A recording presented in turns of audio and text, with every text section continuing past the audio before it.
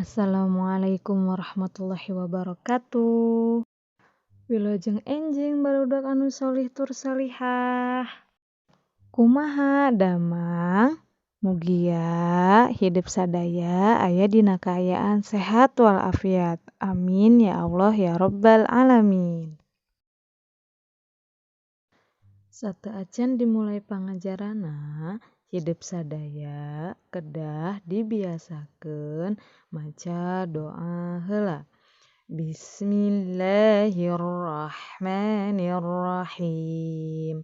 Rabbi zidni ilman warzuqni fahman birahmatika ya arhamar rahimin. Tong hilap, tetap jaga protokol kesehatan.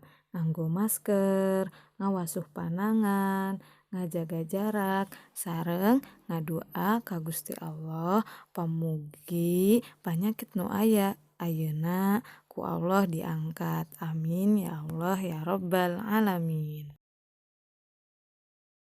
Pangajaran basa Sunda dinten ayeuna nyaeta bab kagenep perkawis tentang sosobatan atau persahabatan.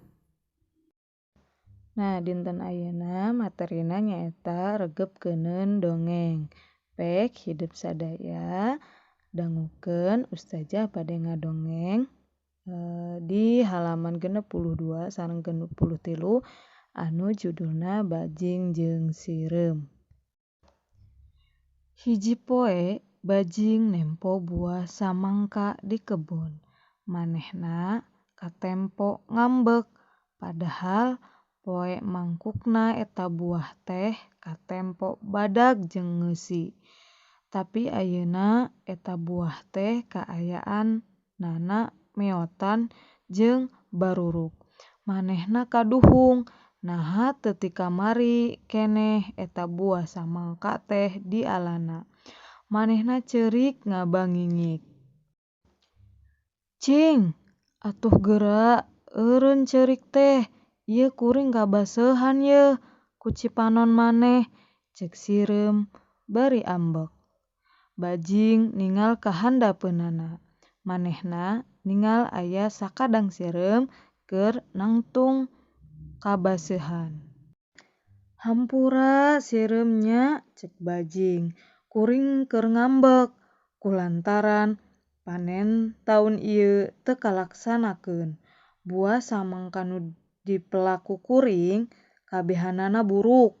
Padahal kuring teh rek milu pasanggiri tutuwuhan nu sok diayakeun sataun sakali, ceuk bajing. Oh, kitu alesan maneh ngambek teh, ceuk sireum. Bajing tuluy ngangguk-guk ceurik. Taun ayeuna mah meureun si Careuh nu bakal meunang lomba tutuwuhan teh, kusabab ningali hasil tanen samangkana oge meuni garede pisan jeung aralus deui. Cing atuh Sireum tulungan kuring.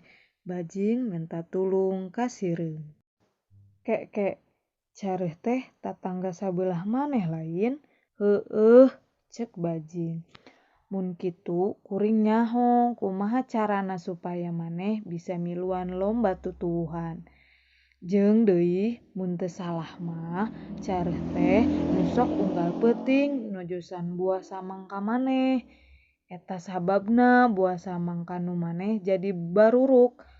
Geus ulah ambek, kuring rek nulungan maneh bajing, tapi kuring rek nanya heula. Naha maneh boga keneh samangka teu? Tanya Sireum.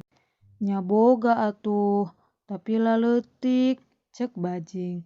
Keun we teu nanaon, kuring boga balad, jigana mah bisa ngabantuan ngan manehna kudu dibere heula samangka.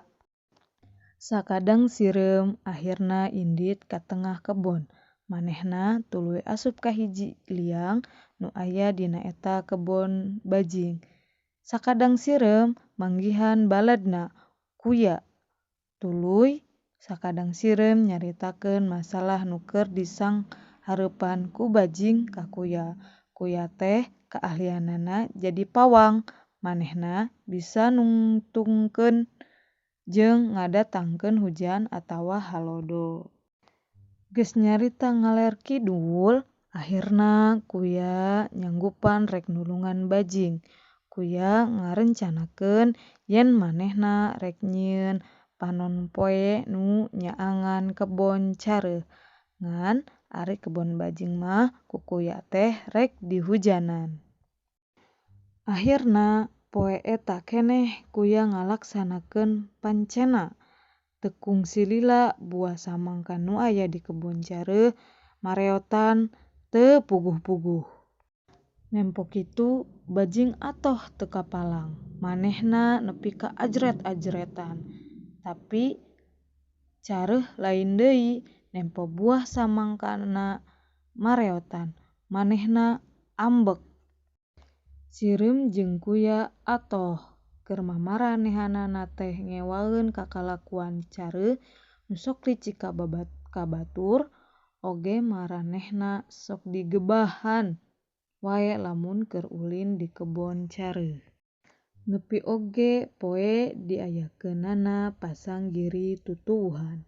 Bajing rada yakin yen manehna bisa meunang dina eta lomba. Nya weh, teu lila tidinya bajing meunang pasanggiri tutuwuhan. Manehna jadi pinunggul kahiji dina pasanggiri eta. Sakadang sireum jeung sakadang kuya ngucapkeun wilujeng ka sakadang bajing. Kitu oge bajing, manehna nganuhunkeun pisan ka sakadang sireum jeung kuya. Akhirna bajing nitah ka sakadang sireum jeung kuya nyicingan kebon manehna. Sakadang sireum jeung sakadang kuya oge dibere dahar unggal poe ku bajing. Tamat. Nah, eta carita bajing jeung sireum.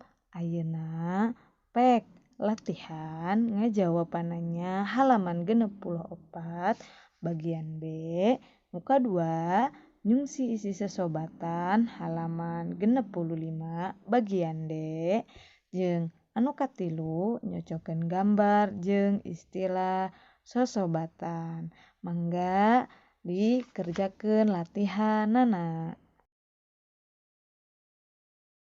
Alhamdulillahirrabbilalamin. Pengajaran bahasa Sunda tentang regepkeun dongeng atos rengse dangukeun nya dongengna. Hatur nuhun. Wassalamualaikum warahmatullahi wabarakatuh.